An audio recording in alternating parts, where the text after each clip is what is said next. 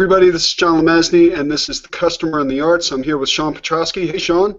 It's not the customer in the arts. Did I just say The Customer in the Arts? You did it, and you did that last week in the pre-show. So I don't know what that is about. That's such a weird Freudian slip. This is The Customer and the Service with John Lemesney and Sean Petrosky. Hi, Sean. How are you doing? I'm good. What's going on? Oh, it's been a long day. I guess so. I'm doing well. I had class tonight as usual. It went well. How are things with you? Things are going great. As I was telling you in the pre-show, I've redoubled my efforts in genealogical research, and so we'll see where that goes. And so yeah, we'll see what happens there. What were you using for that genealogical research? Just Ancestry. I'm pretty lazy when it comes to genealogical research, so I like how it does all the auto matching for you. Like, oh, hey, we think this is a record that has something to do with a family member, and I just go through and click. I will bet you that I have you beat for laziness in regards to genealogy. Because you haven't done anything? No, but what I did was I spit into a tube. Well, that's next for me, I think. Well, so let me tell you about this. So as it regards customer service, this is a pretty cool customer service and a very good one. A lot of automation goes into this. So 23andme.com is a web-based information service that you provide your genetic details to when they send you for $100 a test tube that you spit into. And it gives you instructions for spitting. And you have to fast for, I think, 12 hours before you spit. Oh. And you have to spit up to a certain level in the container. And when you do this, some time goes by, maybe 6 weeks, and then you get an email saying, hey, it's ready. And what I want to do is I want to show you some of the results you get with it.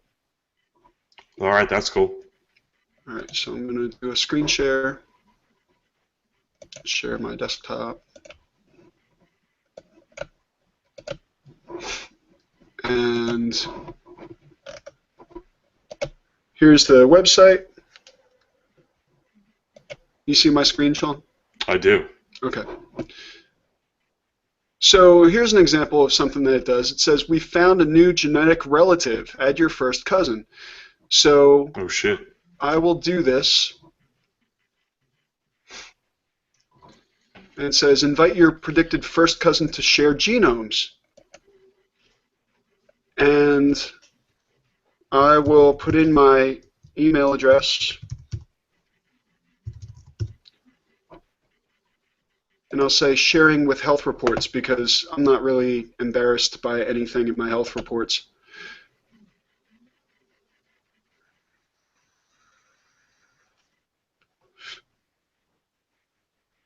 And so after a minute or two, you're supposed to send the email to your first cousin. Oh, I don't know my first cousin's, hold on.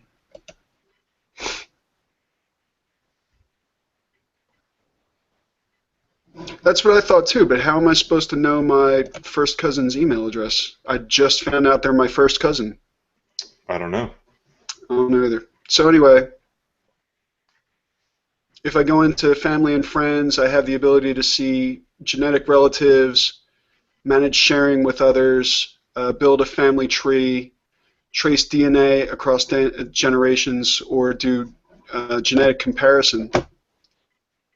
If I go into my results, of course, I can do health risks, drug response, inherited conditions, traits, health pools, ancestry composition, maternal line, paternal line, Neanderthal ancestry, and other ancestry tools.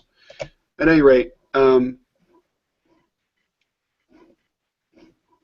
going to go into my results and go into ancestry composition.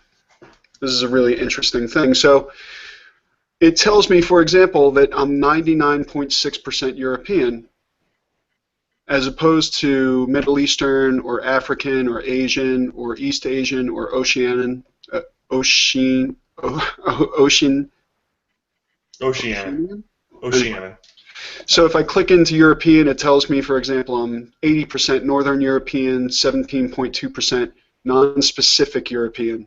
You can see how it zooms in to the British Isles and zoomed out to all of Europe there.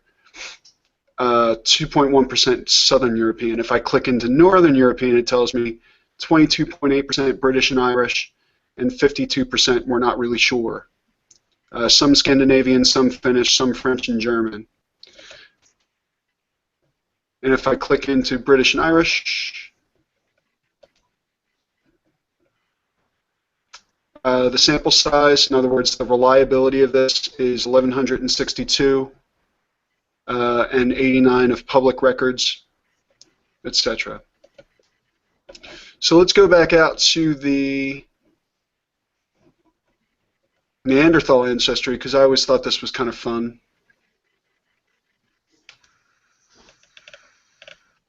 Apparently, I'm 3.2% Neanderthal in the 99th percentile, and the average European user is 2.7%. I'm ranked first amongst my friends. Isn't that interesting? So, wow. So that means you're pretty. If somebody called you a Neanderthal, then that would not be an insult. It would be. Yeah, I couldn't be insulted by it anymore. No. But maybe the biggest draw and the most controversial part of 23andMe, and probably something I should not be sharing on screen, but as I said, I'm not particularly surprised or concerned about these risks.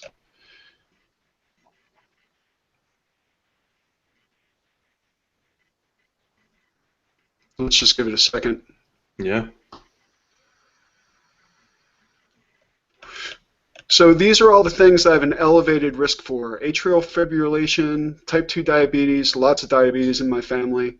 Not a lot of prostate cancer. I was a little surprised by this, and it's unfortunate. But age-related macular degeneration, Sean, of course you know I had an issue with my eyes not too long ago. Yeah, that's right, yeah. Gallstones, I haven't run into that yet. Chronic kidney disease, rheumatoid arthritis, restless leg syndrome, I have that issue quite often actually. And scleroderma, which if we click into, we can get more information about. Causes hardening and tightening of the skin, especially on the hands and face. It's an autoimmune disorder affecting skin and internal connective tissue. Includes hardening of the skin, extreme temperature and color changes in the extremities. So by having this insight, I can, at the very least know going in that if my skin starts to tighten, it might have something to do with this. Right. Right?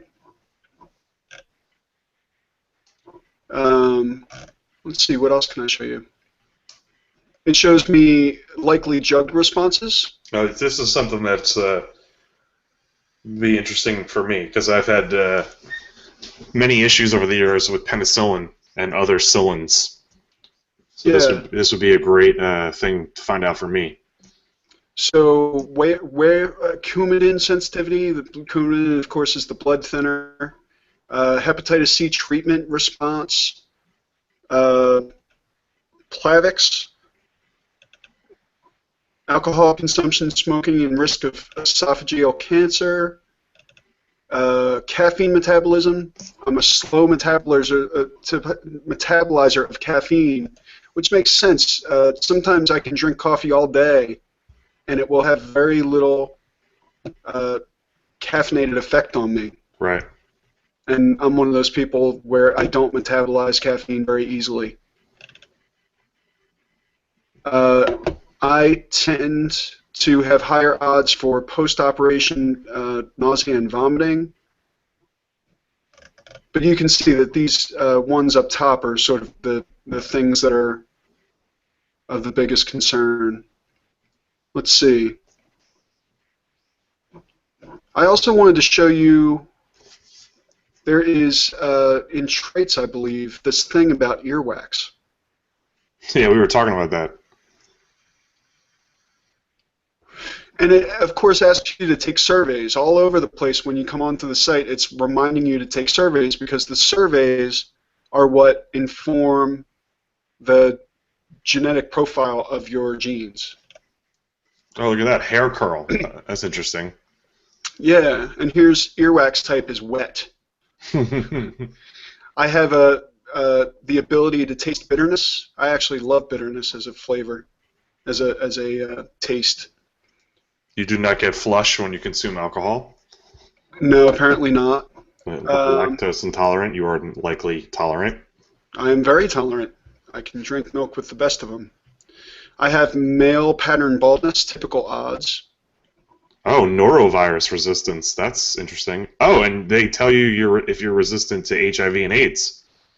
Yeah. That's pretty crazy. I'm not resistant, but I imagine there are not a lot of people who are resistant.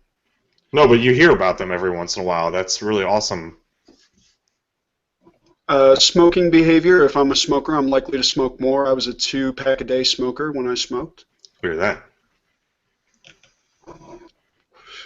Caffeine consumption. And some of these things I had to agree to look at because they're very careful to show you, for example, some of the more serious diseases and your likelihood of getting them if you don't want to see them. It doesn't tell you whether you have it or not until you agree to see whether you have it or not, a likelihood for some of that. Now if we go into health tools, it gives me my blood type, my Reynolds risk score, my genetic weight calculator, in other words, how much of my weight I can blame on my genes. So for $100, I mean, this is maybe the best $100 I ever spent. And here's an antidepressant survey. Has a doctor ever told me that I have abnormally low testosterone? No, I haven't asked. Haven't been told that. There's pain surveys, questions about where are you from. But you can see it's a very active site.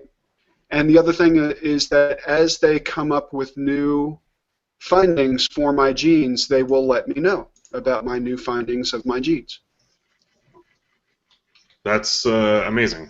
So did you have, looking at what you have there, it appears that family members or friends or people that you know have already done that. Is that true? Or some of them have, not very many. I have, there's a related family called the Levertons. It's my paternal family. Yeah. And there are a few Levertons in there. And when we have a family reunion in Maryland every year, it's the Leverton family reunion. Okay, interesting. But there's a whole bunch of people that just because we have similar genes, they are literally my family, that don't have the same name, that I would never necessarily know that they were family unless this genetic profile revealed it. So, I mean, I would recommend it to anybody, at least if you want to know more about yourself. And you were talking about this Ancestry.com, which, of course, is very useful and very interesting and loaded with data. People have been using it for a long time. 23andMe has only really been active for a couple years. Right. And so I think that as time goes on and it continues to gain in popularity, we'll start to find out a lot more about ourselves. I'm just looking right now real quick to see if if I could find something quickly that was like, what's the difference between the two? Ancestry's DNA service versus 23andMe. Oh, I didn't even know that Ancestry had a DNA service. Yeah, they do. And I assumed right off the bat that it would be more ancestry related versus 23andMe being more medical related. But I'm just having a hard time. I'm just trying to do a quick search here while we're talking about it, and I don't know if I'm going to see an answer quickly or not. Let's see here. More bang for your buck here. Uh, yeah, I don't know if I'm going to find an answer to that question right now. Well, I think that 23andMe is pretty well balanced between the two. I mean, you saw that's the two major areas that they pay attention to: your genetic makeup for family and your genetic makeup for health. I'm not sure exactly what else you could do with it, really. Well, the thing that's got me interested is like, it's tapped into the Ancestry database, um, which is something that 23andMe does not have access to. Um, but there you go. There's another service apparently called GED Match,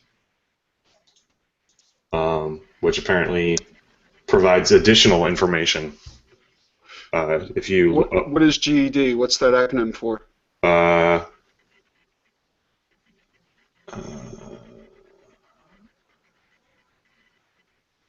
By the way, they changed Hangouts again. to what? I didn't even pay attention.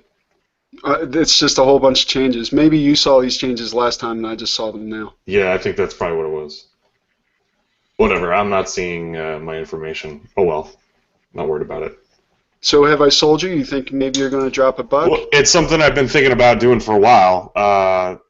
Just not haven't gotten, like I said, haven't gotten around to it. So maybe I got to decide. Since you already have an investment in Ancestry.com, I'd love to hear what the differences are. It's not as though I couldn't buy into Ancestry.com, and it's not as though you couldn't later buy into 23andMe.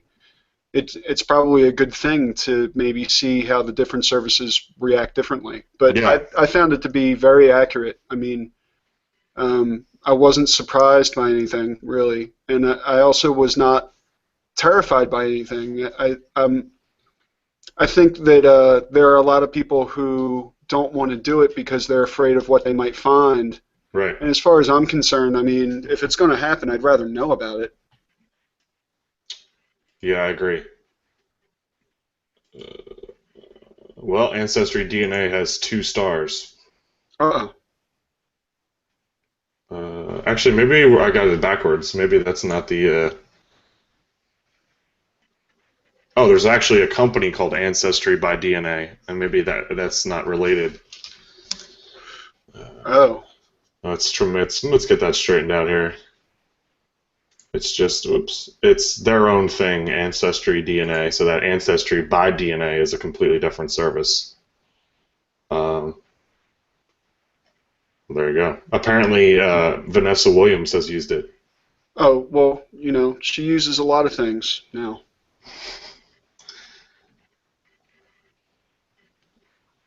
It does not look like it gives you any medical information. Well, I imagine that's going to be a short-lived company then. Because, for $100 I can get all of that from 23andMe. Yeah, but it looks like the whole thing is that that information is being directly integrated into the Ancestry databases, and I think that's what you're paying for. Okay. Well, remember, I also have this family tree that I can build out, but because it's such a young service. Yeah, it's gonna be difficult. Well, there you go. Well, that's awesome that you did that. I'm happy to hear that things went well. So I'm looking forward to doing it myself, and I'll let everybody know how it goes for me. Sweet. All right. So we wanted to talk about the Nexus 5. Yeah, tell me about the Nexus 5. I know what I know, but I would love to hear your take. So the Nexus 5 was announced off-contract price for $350 starting, available out of the box to work with AT&T, T-Mobile, all the major GSM providers. Works internationally as well. LTE support. You don't have to say which network you're on. It just works out of the box for each of those, which is amazing. And yeah, so I think it's something that's amazing to see that. Where did you go? There you are. Oh, look at that. As we talked about multiple times, the Nokia with their 520 and 521 for $100, Yep. less than $100. That's a low end phone, like a real low end smartphone. Now you have Google here on the opposite end, releasing a high end smartphone for $350. With the latest Android operating system, KitKat, NFC support, HDR plus camera, some really amazing feature set. Interesting. The Nexus 5 will support Sprint. I imagine it will support any. But I know that it does not support Verizon, actually. Oh, really? Yeah, I read that this morning. So there you go. Oh, maybe it's actually might be the Sprint might actually be a variant that's only available through Sprint stores. Well, that makes sense. Yeah. I guess I would never buy that myself, but no, neither would I. If I was going with one of these resellers for Sprint like Ting.com, I'm happy that I would be able to get the Nexus 5. Sure. So also interesting to see that they once again went with LG as the manufacturer. Yeah, LG has been doing a good job by them. Was the Nexus 4 also LG? Nexus 4 is LG, yeah. So Samsung only made the original Nexus? Oh no, there's I guess 5 Nexus phone devices. There's the Nexus 1, the Nexus there's S. the Galaxy Nexus, Yeah. And then which was Samsung. I think the Nexus 1 was HTC. You're right, I'm looking at it right now, yeah. It's HTC, Samsung, LG. Yeah, LG came out with the Nexus 4, which was kind of underpowered, but for the price, it's been fantastic. So let me hear your thoughts on it. Well, I have a Nexus 4, and unfortunately, I had a little issue where suddenly all the speakers still work, and the jack still works. But when I make a phone call, for some reason, I can't just use the phone speaker. I can't hear, and nobody can hear me. It's like that particular chip is like malfunctioning. So I was thinking that the Nexus 5 is such a low price that I probably will just upgrade to the Nexus 5 and migrate my Nexus 4 to run Ubuntu Touch. So, any other thoughts on the Nexus 5? Yeah, I mean, I love it. It's got great specs, much better than the Nexus 4. It is running the latest version of KitKat, which, incidentally, my Nexus 4 will probably do this week,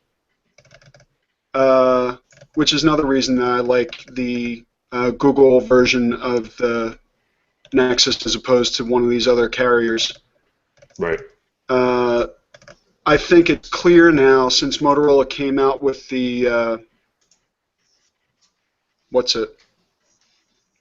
The Moto X. The Moto X, that they are going to continue to develop different kinds of phones with Motorola and keep on having these relationships with third-party hardware developers for their Nexus line, which I think is smart, because the whole idea about this project was that it remains open. Yeah, and if it went with Motorola, then it would be, seen as a closed thing. Yeah, which some people already have some arguments about. There's actually a great article that I think that I should share with you. I'm trying to think of the. Hold on for a second. That talks about the lack of openness in Android and how Google is continuing to sort of whittle down their openness, which is an argument that you've had for a while. Yeah. Well, not so much with their hardware, but definitely with their platforms. Because I don't know if you heard, again, the big news this week. Do you know what I'm going to refer to? Regarding Android? No, regarding Google and their lack of openness. No. What are you going to tell me? Google is shutting off all third-party access to Google Voice. Oh, that's because they're going to replace Google Voice with Google Hangouts. Well, that's not what they said. If they had said that, then I would be fine. I don't know if they're going to reveal that at this point, but I think that's what's going to happen. Well, so as of March of next year, the APIs will be closed to everyone. So here is the ArsTechnica.com article by Ron Amadio, who was a guest on All About Android, the fantastic podcast run on the Twit network. And it's entitled Google's Iron Grip on Android, Controlling Open Source by Any Means Necessary.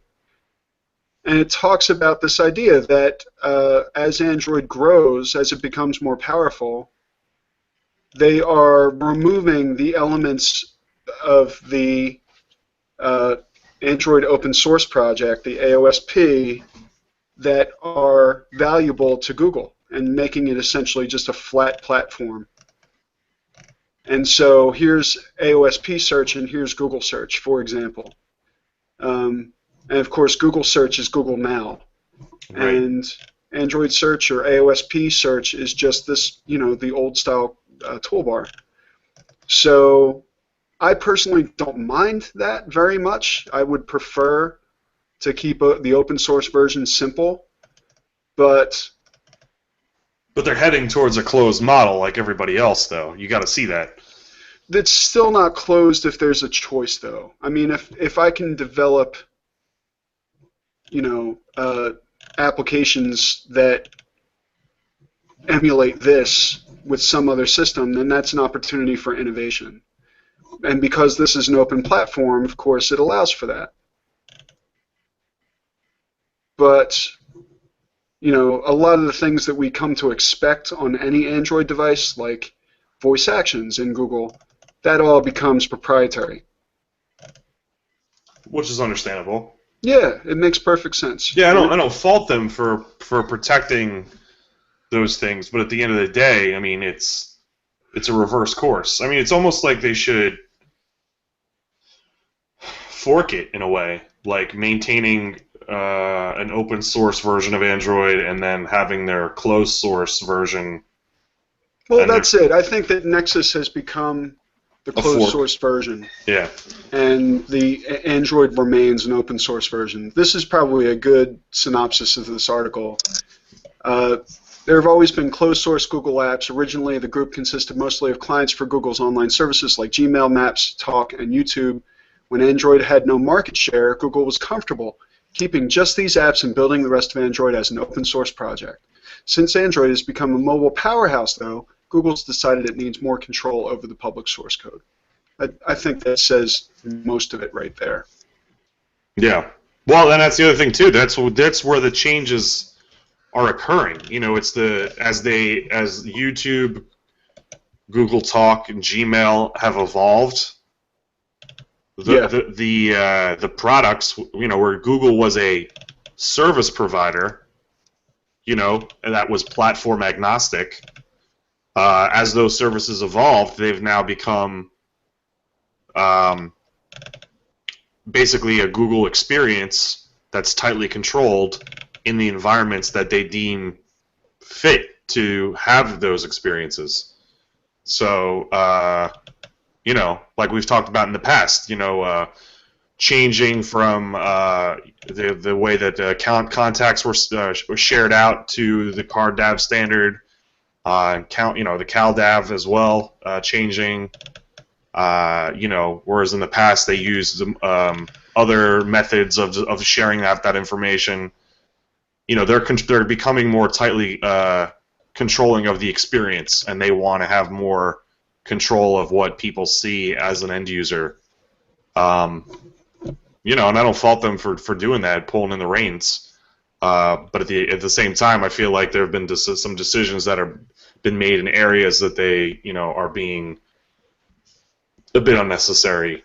I understand the whole Hangouts thing. I think that's an area where I think they're completely justified for, being tightly creating a tight experience in a controlled environment that they want. But things like email, calendar, contact syncing, and also I would say argue YouTube. That I feel like they've made some decisions that have affected their, previous platform agnostic stance in a way that, is making it appear to be, like a closed Apple experience in some ways. Yeah, so in this article too, it talks about the way that Samsung is sort of trying to move to a more pure Samsung experience and relying less on Google products. Absolutely. And you can see the comparison here, I hope, of the way that they have their own browser, they have their own app store, they have their own calendar, games, music, video, books, wallet, voice search, translation, linking to Samsung televisions, chat client, and email client. And this is something that was discussed on the Windows Weekly podcast, in the sense that Samsung, while they claim to be using Android, is not using Android. They're using it as a core, but they are developing a Samsung experience that is not influenced in any way by what Google has going on. Well, there was a fear at one point by many of the pundits who talk about Android that Samsung was moving in a direction to make their own operating system. And the conclusion is now that they're not going to do that. They're just going to make their own interface, sort of their own pure interface that is not so reliant on Google. Yeah, it's kind of like what Amazon did with the Kindle. Yeah. Which is interesting. That Samsung, and that's your most popular phone, manufacturer in the world, most popular device as well, right? The Galaxy S3 is the most popular phone in the world. Well, the S4 probably is coming up close now. Yeah, so it'll be interesting to see if that changes the reporting, because if it's a true, do you consider the Kindle Fire to be an Android device? It is an Android device. It is, but is it an Android device, is what I'm asking. It's an Android device because the operating system is Android. It is highly customized, but so is Samsung. I mean, Samsung is ridiculously bloated with Samsung nonsense that was overdeveloped. I would never purchase either a Kindle or a Samsung device probably ever again. There's a big difference, though, with the Kindle versus the Samsung, in the sense that the Kindle does not participate in the Google Android ecosphere. At least the Samsung. Well, Samsung has developed its own app store. But can you not access the Google App Store on a Samsung device also? You could, but theoretically, you could do the same thing on the Kindle. You could install an APK, unless they. I don't have a Kindle to test it, but as I understand it, you can't. You could root it, and you could. Well, I'm not talking about rooting. Oh, well, yeah. If you used it as intended, yes, they want you to use their app store. And Samsung as well. You can't use the regular Google App Store on a Samsung phone. I don't have one to test, but I just saw in that image, for example, that they want to replace all of their. Well, I think those are just the icons. Oh, you don't think they developed that? No. Okay, I have to spend some more time with the article. Yeah, I think they're trying to debrand, changing the icons to make people not aware of the fact that they're still using Google services. You know what I mean? Oh, I don't know about that. I don't think that the store icon on Samsung devices, that's called the S Store or whatever it is, takes you to the Google Play Store. They would, I would imagine, get in some trouble for that with Google. There is the Galaxy S4 does have access to Google Play. All right, well that makes sense. But my point is that well, I think that that's a big difference. Then is the sense that even though it's this highly customized Samsung experience, the fact that you can still go to the Google Play Store and download that Google Ecosphere content, that's why it should be counted as part of the Android, number.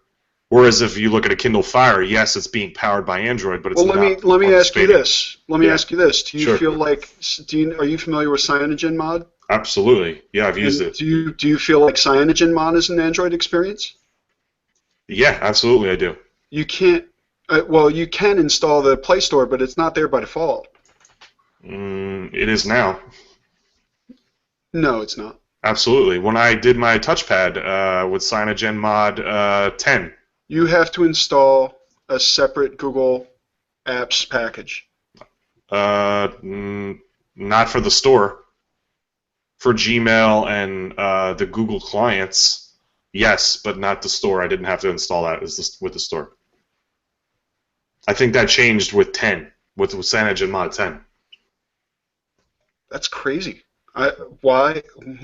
Well, I think that also was a change Google made, in the sense that, remember with Android 2.x, where you had all those fucking Android devices that were like $50 but only had their own app stores? Yeah, I mean, it might as well be CyanogenMod. I was going to ask you about those too. In other words, if you go get a $99 tablet at Toys R Us or Kmart, do you consider that to be Android? I consider that to be more Android than a Nexus. But I'm just saying that that's one of the changes that Google made post Honeycomb, was that after Honeycomb, allowing you to get access to the Play Store. That was by default. There was no more, before it was a licensing issue, or in the past where Google, if you weren't paying Google a certain licensing fee or participating in a certain license, well, it's you were not smart for able them to do access. that. I didn't know that they did that, but it's smart for them to do that because it's more business for their App Store. And it was stupid. I'd never understood why they just didn't allow people to use the App Store.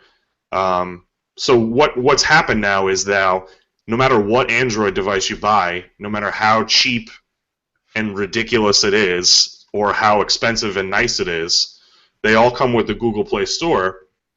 But if you have something that's like super off-brand, you will see that you will not be able to download certain apps because your device does not fit into a specific hardware profile. So I ran into that myself with saying... Not even off devices. I mean, my Nexus 4 never runs into it, but many of the devices I've owned that are Android devices, I went to download a really interesting application on it, and it said, sorry, it's not approved for use on your device. Not because of licensing, but because it was going to be a negative experience. Well, that's what I'm saying, is that if that's what you run into now. So I would much rather have that happen to me, and I'd rather have the Google Play Store and be able to download 95% of the apps that I want from the store, as opposed to zero access to the Google Play Store. Let me ask you a different question, because according to your argument, the App Store is the thing that makes it that platform. I would not say just the App Store. I would say the ecosystem. The ecosystem. That's fine. So when I install the Android App Store on my Nexus 4, does it make it a Kindle device? I don't understand. You're confusing me. If the Android App Store is on your Nexus, then it's participating in the Android ecosphere.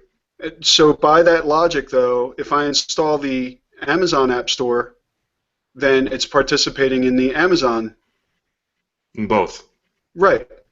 So are you calling my Nexus 4? I hate the Amazon App Store. Mm-hmm.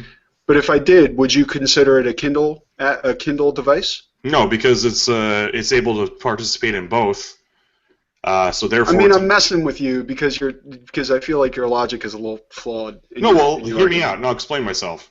Okay. The Kindle device, out of the box, only supports the Amazon ecosphere.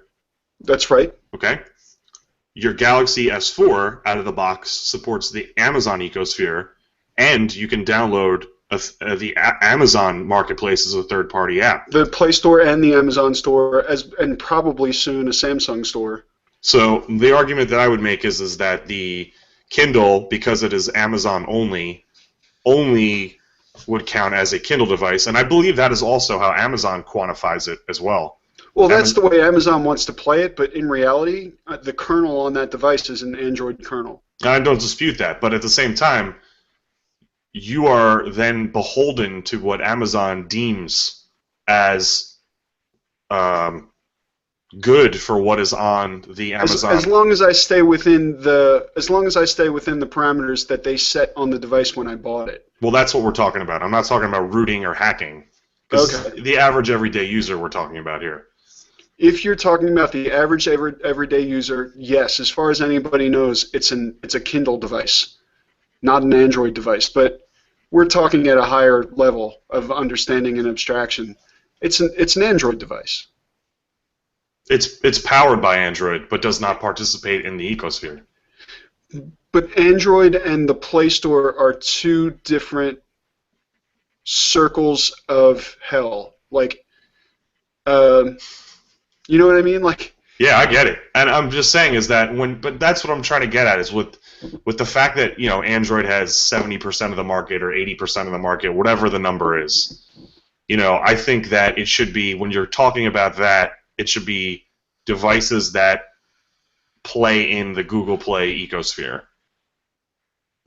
Okay. That's all I'm saying. But I guess I'm biased because it irks me that nobody knows that Kindles are Android. Well, people who are technology not gurus, but technology enthusiasts know it's Android powered. I think guru is the only worse word than the word moist. Yeah, that's why there's corrected myself. Moist, guru. But yeah, no, I totally sympathize with that frustration. I mean, it's ridiculous. It should be a little more prominent, but at the same time, they've made such drastic changes to the user experience that I almost feel like it would be what's the word I'm looking for? A smudge. A smudge on the Android name.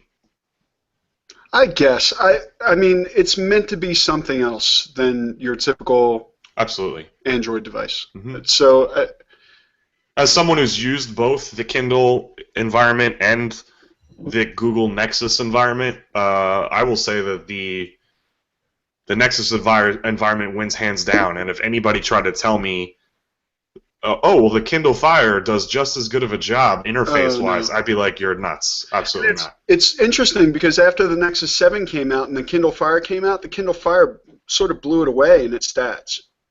Yeah. Similar price, higher specs, and but it wasn't the same experience. It was a very different environment. I think Google is going to lose that battle every time. Google is? On specs. Not on specs, but in terms of adoption. I think that the Kindle Fire line has more mainstream appeal to it based upon what Amazon offers with its ecosphere, but also, too, have you seen the new commercial for the new Kindle Fire? No, I heard something about it. Tell me about it. The Mayday button?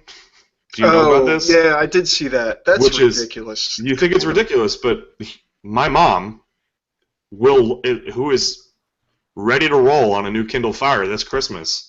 Who wants to video chat with a help desk? People like my mom who really have difficulties understanding technology, and people, if my mom got my grandmother a Kindle Fire, the fact that my grandmother can hit that button, someone will be there and they can voice video chat, and the help desk person can control the tablet while in a support session. That's going to be huge. That's where you're going to get your mainstream adoption. It's really interesting. It's like if that's the case, that's sort of like jetpacks and flying cars. Could you imagine if help desk support was done in your department that way? It kind of is already, minus the audio and video chat.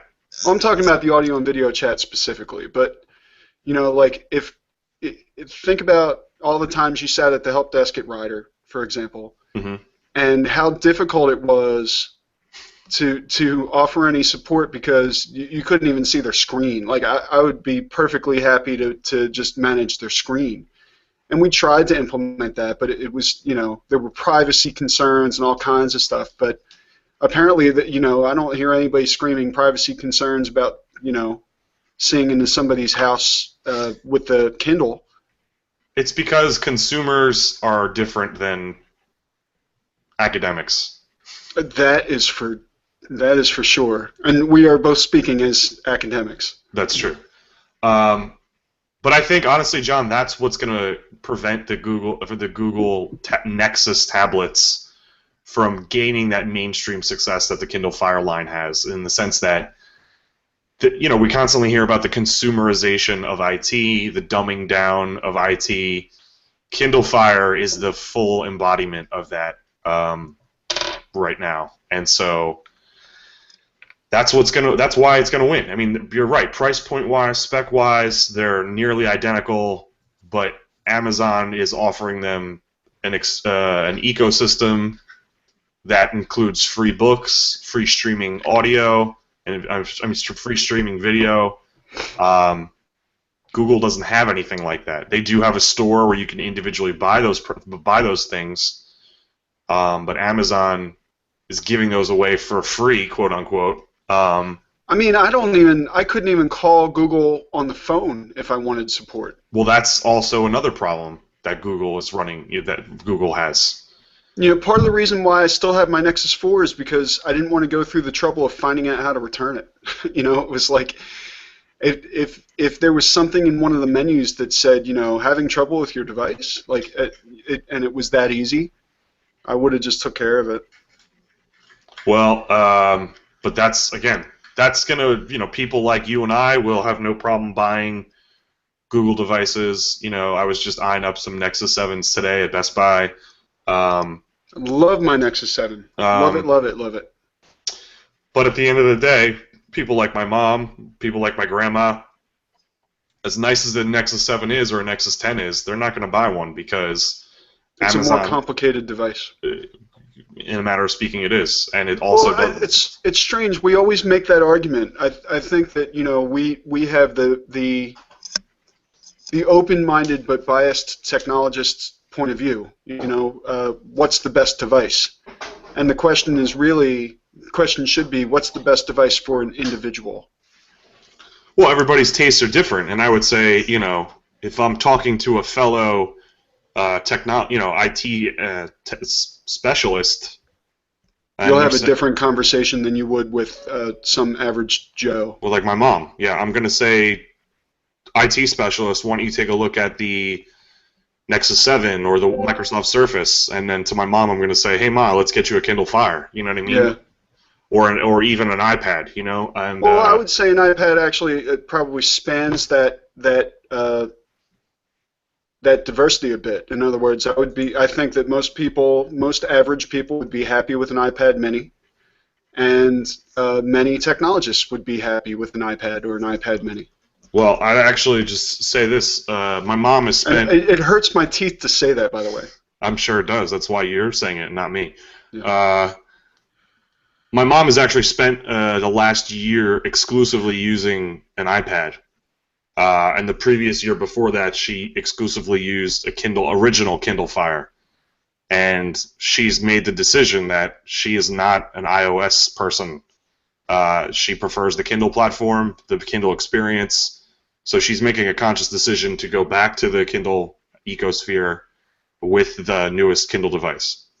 Well, this is my question. In that huge market share, are Android and Amazon split out? I've never seen that happen. I've never seen that split out. No. So Kindle is considered Android from the numbers perspective. I would say that MPD and all those services are not differentiating, and I'm sure Jeff Bezos would very much like them to differentiate. Well, as far as I'm concerned, that's fine by me then. All right. More money. Yeah, more money for Microsoft. How so? Because as we all know, Microsoft makes more money on the Android platform than Google does. Oh, I don't care about that's such a stupid. I was. Do you know what tonight's subject was in my media and technology for organizations class? What's that? Patent trolls. Oh, really? Yeah, we were talking about patents. I didn't even bring up the Microsoft gets paid for Android sales thing. It's like up to like $4 or $5 a device now. I mean, everybody's hating on Google. Like we did talk for at length about Samsung versus Apple, or yeah, Samsung versus Apple, but it was mostly about their iPhone ripoff, Which the is design. ridiculous. Yeah, it's pretty. You ought to see the side by side. It's like I have. before the iPhone. They're like chunky, 1980s phones. The iPhone appears, and then all the Samsung devices look just like iPhones. Way to go, Samsung. Well, I'm not a fan of Samsung. I'm a fan of them in the sense that they use Android, but it seems like that's less and less every day. Yeah, absolutely it is. All right. So we both give a thumbs up for the Nexus 7 Nexus 5. or Nexus 5. Yeah, if the Windows Phone platform did not exist, I would absolutely be buying a Nexus 5. Yeah. Yeah, I think I'm gonna get one like soon. Good, you should. I have to see whether the. Do you know if they're sold out yet? No, I don't think they are actually. I think they are still available from I was just looking at their site. the Google Play right now. I've realized that this is probably the most visual episode we've ever done, so this is going to be a shitty listening experience for our podcast listeners. That's okay. They love us. Once in a while. It's fine. Yeah, it looks like they're still here. Still available. And $400 for the 32. I think I would go for the 32 because they don't have expandable memory. 2 to 3 week back order. So they are sold out for launch, but that's sad. Looks like you can get got one that day. Colored covers as well. Of course. I wonder if it looks like the Connect 4 though. They're going after the Moto X experience, I guess. Which is, I gotta say, the fact that you can fully color customize your Moto X with like over 100 different color options, that's awesome. I wish more device makers did that. That seems to me though, I was not especially impressed by that. Well, I guess I figure, in the grand scheme of things, like, you could so easily just set up like an RGB paint system to like lay 10% blue, 40% red, and 14% green or yellow, and have like whatever color you want. Well, and it would take what, seconds? As someone who likes different colors in the back of their phones. I don't mind colors. I mean, my phone is black, but I wouldn't mind a color if they had made it easy for me to choose a color. I guess I don't know why that was such a big deal to Motorola, or to Google for that matter. Because no one else is doing it. Yeah. Nokia is doing it a little bit, but they don't offer the wide range of colors that Motorola is now with the X. I wish Nokia did what they're doing. I mean, I don't think it's lost on anybody. Isn't what the iPhone C is doing, the iPhone 5C, essentially a shout back to the iMac launch? No, I think I view it more as a ripoff of Nokia. Really? Yeah. Interesting. Because the fact that it's polycarbonate, it's using bright colors. Those and the rounded edges that the Nokia Lumia devices have. I think it's more of a ripoff of the Lumia line than it is a callback to the 5 flavors iMacs. I don't know. I mean, if there was one in Bondi Blue, then I would buy your argument, but you wouldn't buy the phone. No. Who would? Theo Durst. Theo Durst would. Theo Durst, yeah. I'll bet you he would. Yeah. All right, Sean, you got anything else to say on the matter? I do. I have a shout-out. I want to give a shout-out to Bicycle Playing Cards. Yeah, Bicycle Playing Cards. So I found out that they have a club on their website called Club 808, and you pay $18 for the year, and they send you an exclusive deck of cards that's only available for members of Club 808. Here's the back. I'll show you. Bam. Wow. And then it also gives you access during the year to exclusive. Do you want to describe that for our audio listeners? What's that? Oh, it's the back. It's got the Bicycle Club 808 logo on it, which is written in a almost who's that douchebag clothing line that everybody makes fun of?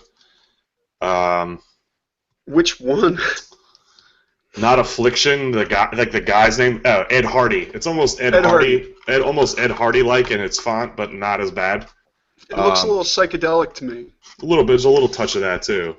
So that's everybody gets that deck when you sign up, and then throughout the year, they make exclusive decks available only to the club.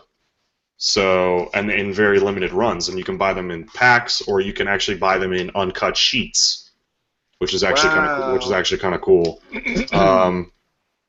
So that's a pretty awesome. And then they have a special website that only the club members can access, and there's interviews with the artists and people that use the cards, and then they have access to exclusive merchandise and stuff. But I've kind of been a little bit of a playing card aficionado since I was a kid, and something I kind of have not really been paying too much attention to over recently. But when Crystal and I got married, she made hotel bags for all the guests that were staying in a hotel, and one of the things that she wanted in the hotel bag was the playing cards, and I said, listen, let me handle that. So I actually did a lot of research, and I found a deck of cards which have a, what's the word I'm looking for? A distressed look. So if you take a look here, I don't know if you can see it. It's kind of like, sort of like they were left over from the apocalypse. Yeah. Like they're stained up and stuff. Sweet. So I found those, and I ordered them for everybody that stayed in the hotel. Again, these are bicycle cards, and yeah, that's really awesome. So I just wanted to give a shout out to Bicycle for $18 for 1 year, and you get the free deck of cards and a bunch of content. I figured that was a no-brainer if you ask me, and I look forward to seeing what some of the exclusive decks they have offered throughout the year are. I'd also be interested, we were just talking about customization of phones. It seems like, you could do the same thing essentially with playing cards. What if you were able to sort of design your own deck? You can. There's a whole business of, I hope you see the card I'm holding right now. I do. That's the Iraq deck. Yeah, the Iraq deck. Yeah. I'm getting a phone call, sorry. That's okay. There's a whole business around custom playing cards. Unfortunately, Bicycle does not really appear to be participating in that market. But there's people that do customized playing card decks, but they're like crappy off-brands. And I don't know what experience you have with off-brand playing cards, but they leave a lot to be desired. I have a lot of experience with off-brand playing cards, and they're not a good, fun experience. No, and it's interesting because the company that owns Bicycle owns a bunch of different brands, and they're all fairly pretty good, quality. Let's see, United States. There you go, playing card company.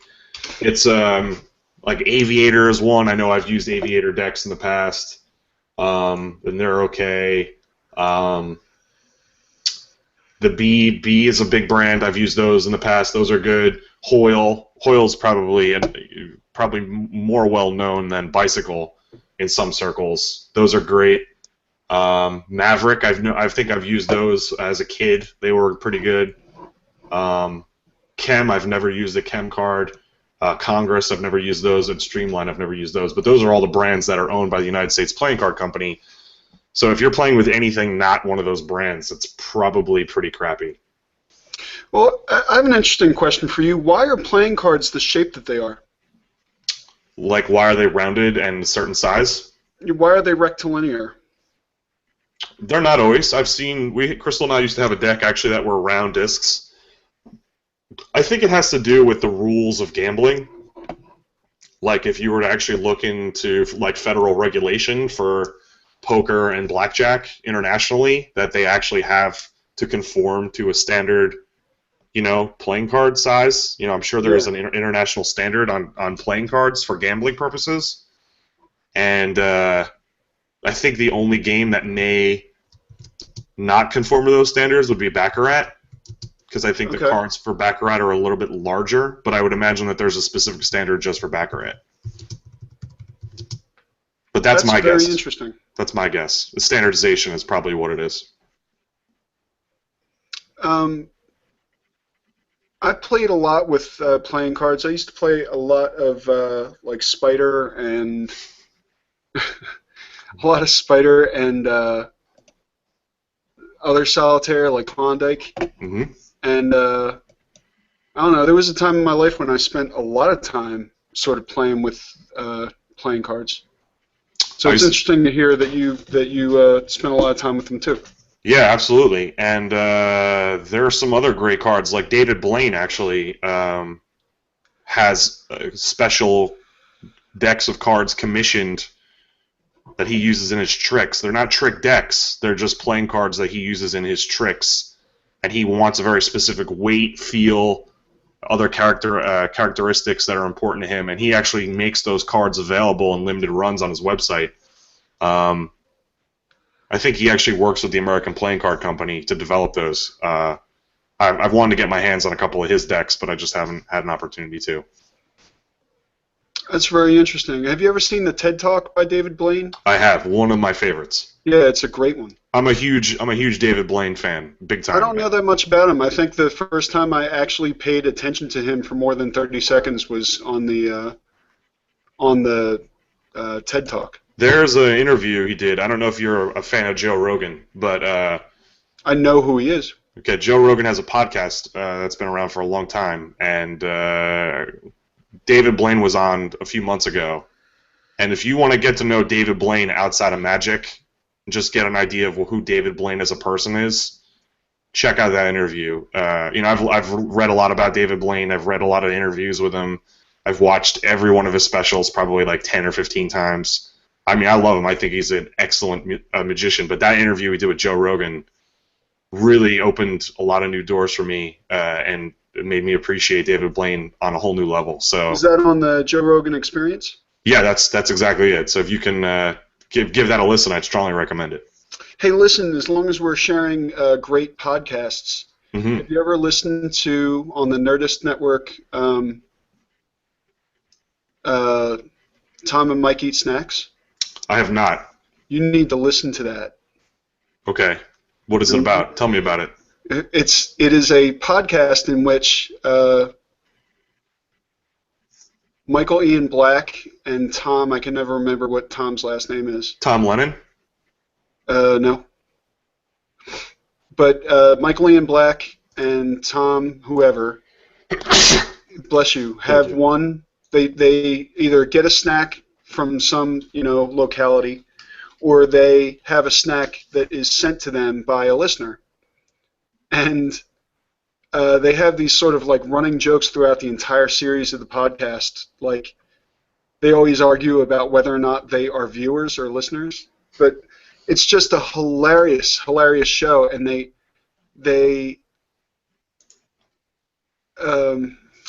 man. It's Tom Cavanaugh. Tom Cavanaugh, thank you. You're welcome. And I mean, listen to the one about the Japanese Kit Kats. Okay, well, I'm actually looking at the website right now, and there's some great snacks. Like astronaut ice cream, I'm really looking forward to listening to that. Popcorn Indiana, I've had a lot of that. But the indication is that it's a show about snacks, but it's really not a show about snacks at all. Like they talk about snacks, but they talk about the most ridiculous, like spaced out. It's just a hilarious show. I'm gonna check it out. I can't even explain how great it is. I'm glad to see that they've eaten chicken in a biscuit. Oh God, the shrimp flavored chips. I've had those. Those are awful. Oh God.